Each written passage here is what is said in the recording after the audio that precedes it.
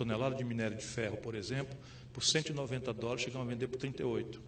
Estamos vendendo a $110 um barril de petróleo, chegamos a vender a 30. Então, todos os preços das commodities brasileiras despencaram. E todos os produtos importados, os eletroeletrônicos, os química fina, os implementos agrícolas, os agrotóxicos, os defensivos agrícolas, na medida que nós não temos uma política industrial de comércio exterior, explodiram de preço com a mudança do patamar do câmbio.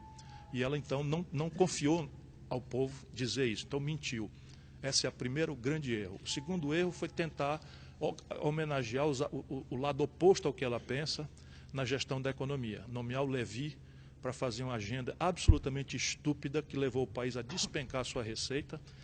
Por exemplo, a cidade de vocês aqui está falida, está numa dificuldade extraordinária. O Rio Grande do Sul não está dando conta de pagar a folha de servidores nem dos aposentados, né? O Minas Gerais está falida, o Rio de Janeiro falido, 14 estados brasileiros estão com as suas finanças em pandarecos por causa dessa política econômica estúpida, absolutamente ruinosa. Esse foi o outro e mais grave erro de todos. E o terceiro foi não manejar corretamente a relação dela, como uma pessoa honrada que ela é, com o recebimento de um governo cheio de mestiçagem feita pelo Lula.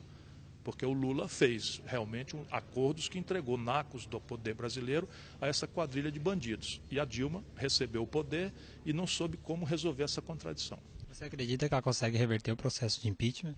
No momento em que eu lhe falo é muito difícil, mas a gente não deve se lutar por crença, se movimentar por crença. Nós devemos lutar pelo que é necessário, porque amanhã a história vai fazer o registro de quais foram os brasileiros que lutaram em favor da soberania popular e quais foram aqueles que se mancomunaram com a quadrilha de ladrões que está tentando assaltar o poder na marra hoje no Brasil.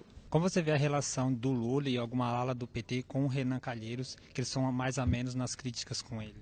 Esse é o problema. Quer dizer, o Lula, de um tempo para cá, e ele não é o culpado do que está acontecendo no Brasil. Ele é o grande responsável por ter sido imprudente de colocar na linha de sucessão da República Brasileira essa quadrilha que representa Michel Temer, Eduardo Cunha e sua banda, né?